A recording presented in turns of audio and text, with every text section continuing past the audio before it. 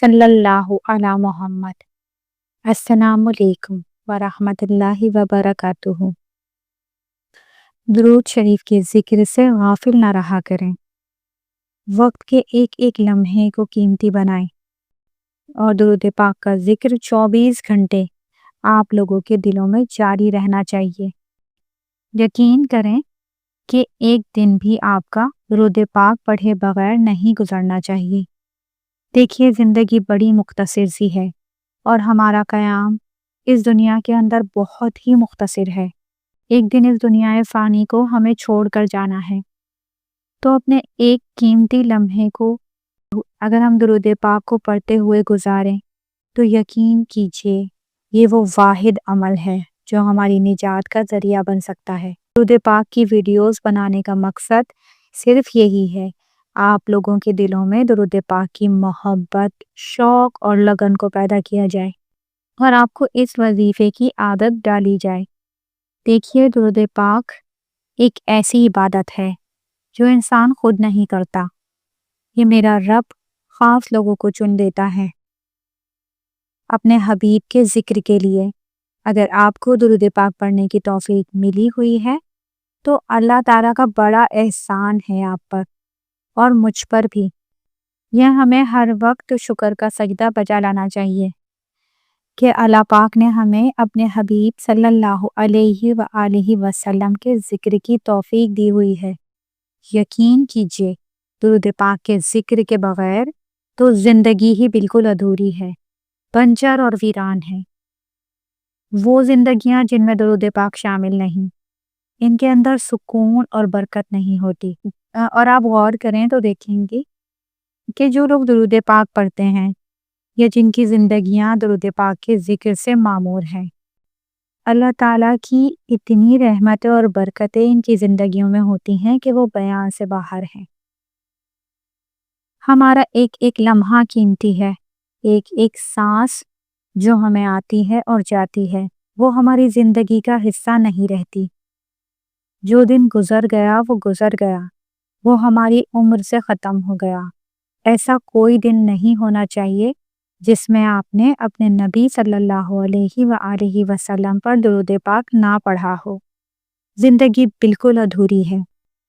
جیسے میں نے پہلے کہا کہ درود پاک کے عادی لوگوں کو سکون نہیں ملتا، انہیں چین نہیں ملتا، ان کو اپنا آپ خالی خالی سا لگتا ہے۔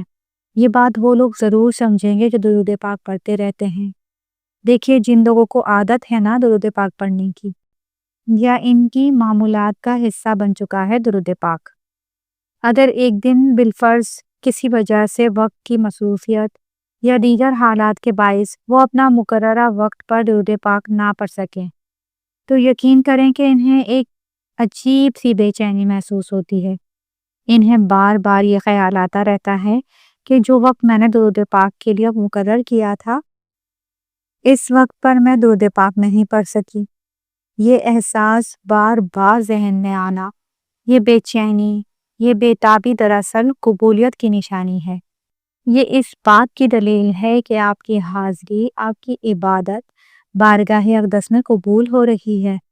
اگر آپ درود پاک کے ذکر سے غافل ہو جائیں تو دل کی حالت یہ نہیں ہوگی، اسے کمی یا خلا محسوس ہو۔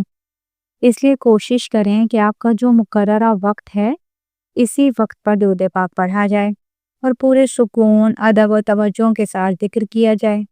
لیکن اگر کسی وجہ سے وقت کی پابندی نہ ہو سکے تو یاد رکھیے کہ درود پاک کا پڑھنا کسی بھی حال میں ترک نہ ہو، کسی بھی حال میں ترک نہ کریں، چاہے وہ وقت گزر جائے، لیکن دن کا کوئی حصہ ایسا نہ ہو جو درود پاک کے بغیر گزر جائے۔ اگر آپ صبح کے وقت درود پاک پڑھنے کے عادی ہیں اور کسی وجہ سے اس وقت نہ پڑھ سکیں تو دن کے دیگر اوقات میں لازمی پڑھ لیں، مغرب تک یا عشاء تک بھی اگر آپ کو وقت ملے تو درود پاک ضرور پڑھیے۔ دن کا کوئی لمحہ درود پاک کے ذکر سے خالی نہ رہے۔ یہ بات ہمیشہ یاد رکھیے کہ درود پاک کا ذکر ایسا عمل ہے جو غفلت برداشت نہیں کرتا۔ اگر آپ کو اللہ تعالیٰ نے یہ نعمت عطا فرمائی ہے کہ آپ درود پاک پڑھ سکیں تو یہ اللہ کا بہت بڑا فضل ہے۔ چاہے 10 مرتبہ پڑھیں یا 20 مرتبہ، جتنا ممکن ہو ضرور پڑھیے، وضو ہو یا نہ ہو، جیسے بھی ممکن ہو۔ اپنے دن کا آغاز بھی درود پاک سے کریے اور دن کو ختم بھی درود پاک کے ذکر پر ہی کیجیے۔ پھر دیکھیے کہ اللہ تعالیٰ آپ پر کتنی رحمت نازل فرماتا ہے اور آپ کی زندگی میں کتنی برکتیں پیدا ہوتی ہیں۔ یہ تمام باتیں میرے ذاتی تجربات اور مشاہدات کا حصہ ہیں۔ میرا مقصد صرف یہ ہے کہ آپ کے دلوں میں درود پاک کی محبت پیدا ہو جائے اور آپ اس کی فضیلت اور برکات کو سمجھیں۔ اس لیے ہمیشہ اس ذکر سے اپنے دل اور زبان کو معطر رکھیے اور درود پاک کے بغیر ایک دن بھی نہ گزاریے۔ دعا ہے اللہ پاک آپ کو اور مجھے ہر وقت اور ہر سانس کے ساتھ پیارے نبی صلی اللہ علیہ وآلہ وسلم پر درود پاک پڑھنے کی توفیق عطا فرمائے۔ آمین یا رب العالمین۔